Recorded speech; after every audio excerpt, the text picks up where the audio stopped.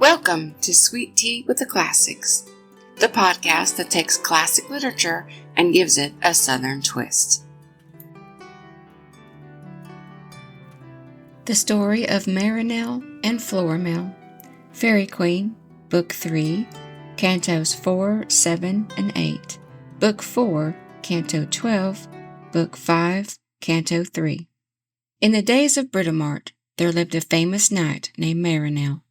Now this Marinell was a sea nymph's son, and dwelt in a rocky cave by the seashore. His mother had trained him to deeds of daring and a life of hardihood. Along the strand on which he dwelt, no man durst pass without first doing battle with Marinell. He had subdued and made vassals of 100 brave knights, and his renown had reached the court of Gloriana, Queen of Fairyland. Yet Simowet, his mother, was not satisfied, but prayed to the sea god to make her son richer than the son of any of the mortals. The sea god granted her prayer, and bade the waves yield him their treasure gained by the wreck of many a gallant craft. So there were heaped upon his shores great riches, gold, amber, ivory, pearls, jewels, rings, and all else that was precious, until Marinell became as great a lord as any that dwelt in the land. So powerful did he grow that his mother began to fear lest his boldness and haughtiness might cost him his life, and she counselled him to forbear further warfare and be at rest. That she might be the more secure of his welfare, Simowet inquired of Proteus, the sea god, concerning her son's future. Proteus replied that Marinell must be aware of all womankind, as one day a strange maiden could cause him much dismay, if not destroy his life. Now Simowet supposed this to mean that Marinell must not love any woman. She counseled her son accordingly, and he listened to her words and followed her advice. One day, as Marinell rode on the rich strand dressed in beautiful arms, looking here and there, he descried a rider on the forbidden ground. This was none other than Britomart, journeying in disguise. Marinell rode fiercely up to her, and haughtily bade her retire before he made retreat impossible. She was filled with disdain at his proud threat, and replying, "Fly they that need to fly," thrust at him with her magic spear. Thereupon Marinell struck her on the breast. For a moment her head bent low upon her horse's neck. Then she raised herself, and smote him so hard a blow that her spear pierced his shield and hauberk, and glancing off wounded his side. Thus Britomart bore him down until he felt helpless on the sand. She did not stay to lament his fall, but went on her way, passing by his treasure, and caring nothing for it. This, then, was the woman of whom Proteus the sea god had given warning. Now, the sad tidings of Marinell's overthrow reached Simowet, as she and her sister nymphs were disporting themselves by a pond gathering daffodils, to make garlands wherewith to shade their foreheads from the sun. When Simowet heard the melancholy news, she flung away her flowers, and rending her hair, threw herself speechless on the ground. The nymphs likewise tore off their garlands, and loudly lamented Marinell's fate. At length Simowet rose out of her swoon, at once called for her chariot, while the sea nymphs called for theirs, and set out on her mournful errand. The waves ceased to rage, and helped them on their way, while the dolphins which drew the chariots sped swiftly through the water, and brought Simowet and her sisters to where Marinell lay. They found him in a deadly faint. When his mother saw him lying thus, she fell from one swoon into another, and when at length she recovered, made such piteous moanings that the very rocks could scarce refrain from tears. She bewailed her son's fall, and wished that she too had been mortal to have shared his fate. At length, after long sorrowing and great wailing, the sea nymphs took Marinell's armor off, spread their silver-fringed garments on the strand, and laid him upon them. Then they examined his wound, washed the blood away, and poured in balm and nectar. Then Leogor, the lily-handed, trained by Apollo in the surgeon's lore, felt his pulse, and discovered that life still lingered in his frame. Whereupon his mother no longer despaired, but, aided by the sea nymphs, bore him to her chariot. At her command, the dolphin team remained still, while flowers were strewn over him, as if he were already dead. The sister nymphs then climbed into their chariots, and Marinell was borne swiftly to Simowet's sea cave. It was far down at the bottom of the sea, and built up of hollow billows heaped high on all sides. Here on the softest of couches they laid him, while Simowet sent for Tryphon, the best esteemed among the sea gods in the art of healing, and the nymphs sat round bemoaning his sad plight. Now the news of Marinell's sad overthrow reached the court of Gloriana, Queen of Fairyland, where was the Lady Florimell, who was famed for her rare goodness and great beauty, and was held in high repute throughout all Elfinland. She was loved of many knights, but she herself loved only Marinell, and when the news of his fall reached her, Florimell resolved to leave the court of Gloriana, and vowed that she would not return until she found her love, alive or dead. She mounted a snow-white palfrey, and attended by a trusty dwarf, she set forth. She was clad in a dress of cloth of gold, and her fair locks were bound in a jewelled circlet.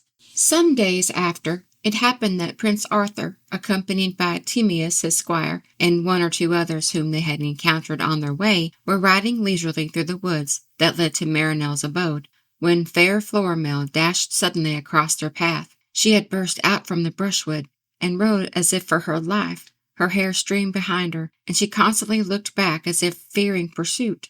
And sure enough, there appeared a rough forester, riding a jaded steed, and he was urging over brush and bank until the blood flowed from its sides. Now, when the prince saw this, he and a knight named Guyon hastened to Florimell's rescue, while Timaeus, the prince's squire, followed the forester.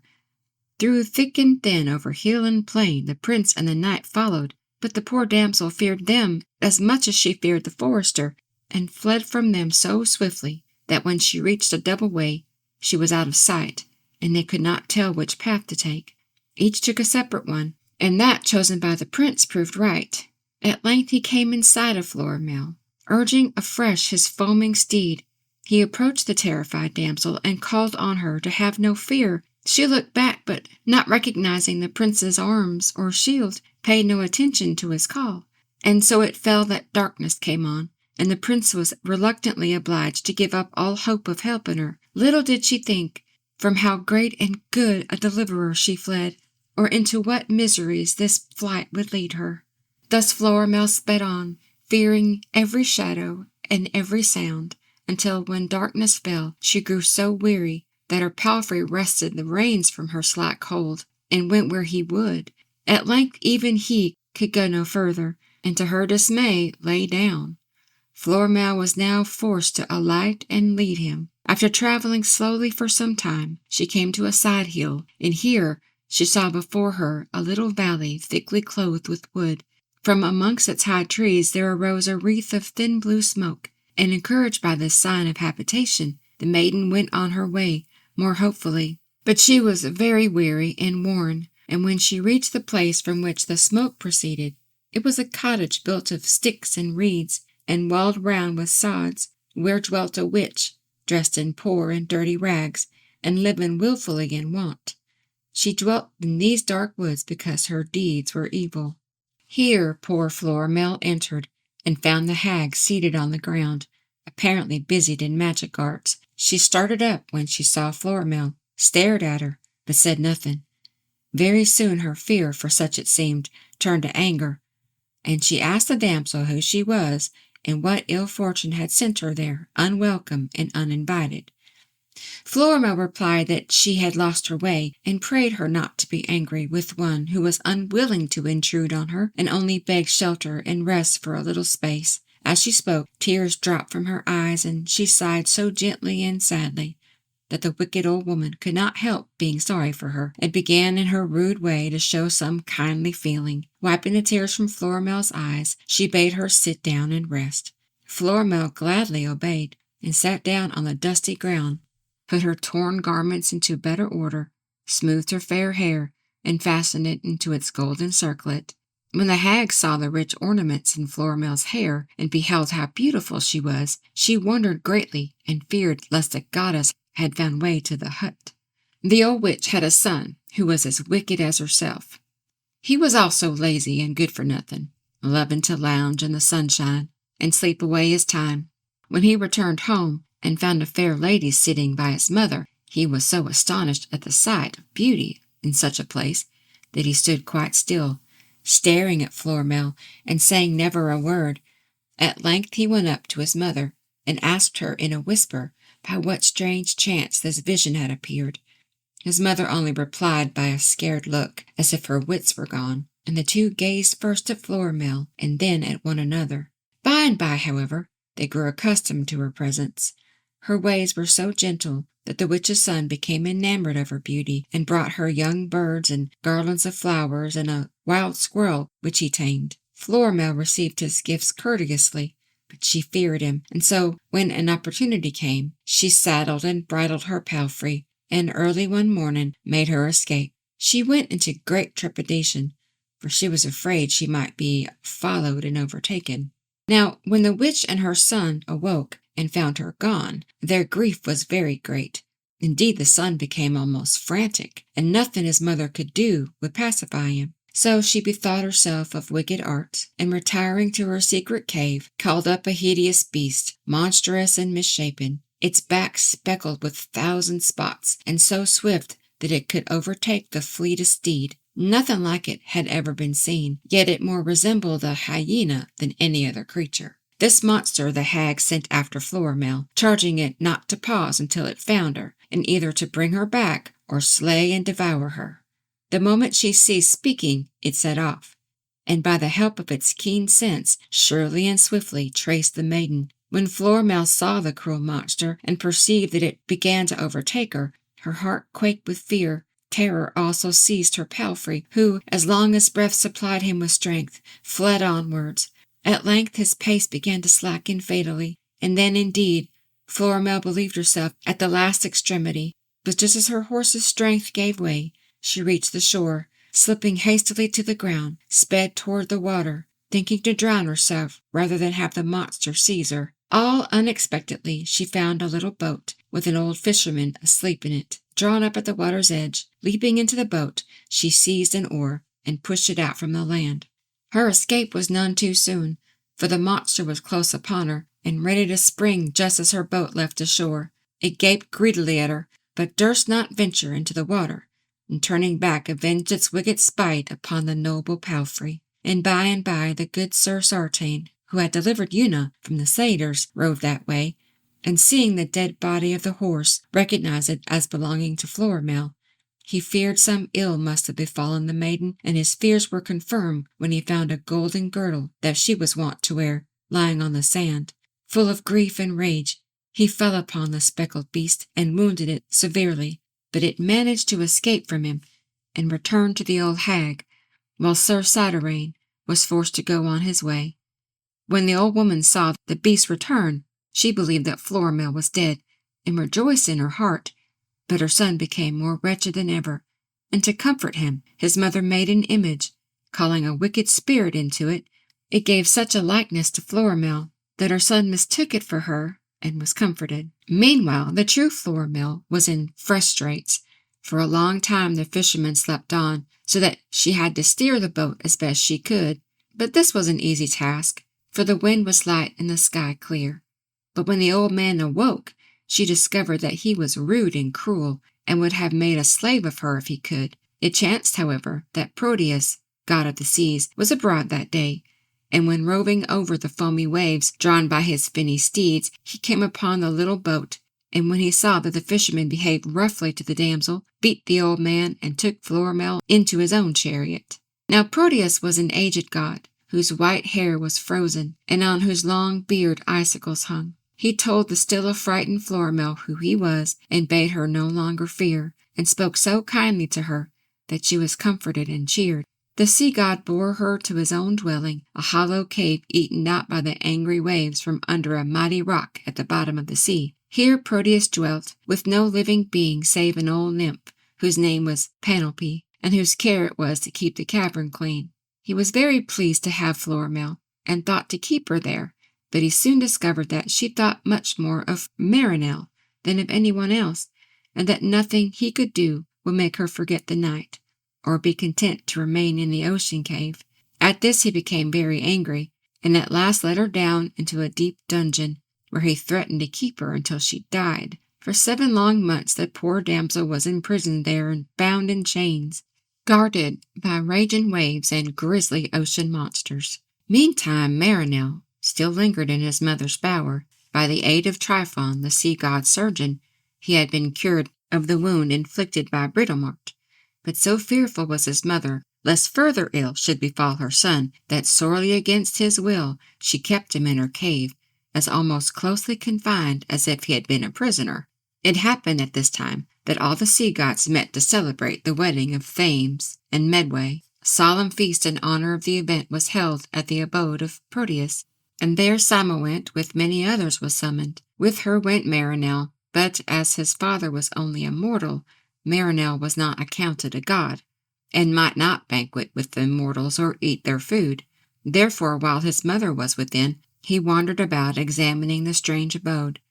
And as he did so, there befell to him a strange adventure. From under a hideous overhanging cliff, he heard a sad voice uttering such piteous lamentations that the cruel rocks and raging billows seemed moved in sympathy. It was Florimell, who, believing herself alone, bewailed her fate aloud. Though none could hear, she nevertheless spoke out her grief in the hope that the very recital might yield some comfort, for Heaven, that unto all lends equal ear, is far from hearing of my heavy plight, and lowest hell, to which I lie most near, cares not what evils hap to wretched wight, and greedy sees in the spoil of life delight. She mourned that, while the beating of the waves pierced the hardest rocks, her piteous plaints only hardened a tyrant's heart against her.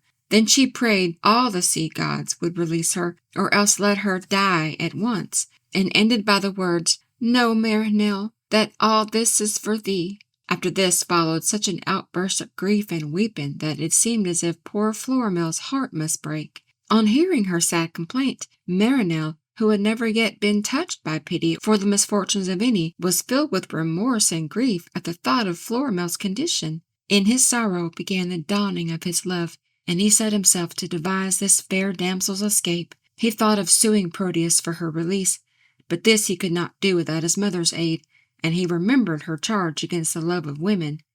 For a moment he contemplated rescuing her by force of arms, but Proteus was a god, while he had only mortal's might. Then he bethought himself of carrying her off by stealth, but the damsel was surrounded by water, and he possessed no means of getting her to land. So he wandered sadly about the rock, blaming himself severely for not having acknowledged her goodness and beauty long ago. At length the feast was over, and Marinell was obliged to accompany his mother home, and sore against his will leave Florimell to her sea-walled dungeon. Thinking of nothing but her sad fate, he was silent and disinclined for companionship, and so brooded over his secret sorrow that he could neither eat nor sleep. He pined and languished and wept until he grew so weak and ill that he could not stand upright, and was forced to lie upon his couch. When his mother saw his miserable state, she was greatly troubled, and knew not what to think, for she could not discover the source of his malady. She fancied his old wound was the cause, and repaired to Tryphon, whom she chid sharply because of her son's distress. He returned with her and examined the wound, but said that Marinell's present discomfiture must have some other source, perhaps an unknown grief. At this Cymoënt was more troubled than ever before, and went to her son, beseeching him to reveal to her what lay hidden in his heart. But he would not. Then, forsaking the sea gods as of no avail, she hastened to the heavens, and thence brought Apollo, god of healing, to see her son. He declared the disease to be love. Cymoënt grieved and fretted greatly when she heard this, and went to her son and prayed him in gentle words to tell her which one of the sea nymphs he loved. She felt sure it must be a sea nymph, and was the less concerned since the god's warning had only been against the mortal maid. She therefore promised, whoever it might be, to aid him in his suit. Great was her dismay when Marinell replied that he loved Florimell. But it was no time to indulge in fruitless grief, for her son lay in danger of his life. Cymoënt therefore went straight to Neptune, and telling him of Proteus's cruelty towards Florimell, begged him to order her release. This Neptune at once did, and armed with his warrant, she sent to Proteus's cave, and there she saw the maiden whom her son loved. The old sea god read his monarch's mandate in moody silence, but was forced to obey, and therefore yielded his prisoner to Cymoënt. She, charmed by Florimell's grace and gentle loveliness, took her by the hand, and welcomed her lovingly, rejoicing that her son should have so fair a wife. Then Cymoënt showed her son the fair maiden, and his heart and spirit were so cheered within him that his strength gradually returned, and he became himself again. Nor was Florimell less glad. After a time, Marinell took her back to Fairyland, where he married her, and there was a great banquet held in honor of the wedding. and after a feast of tournament, in which Marinell did deeds of great renown, of which you shall hear more in the tale of Braggadocio.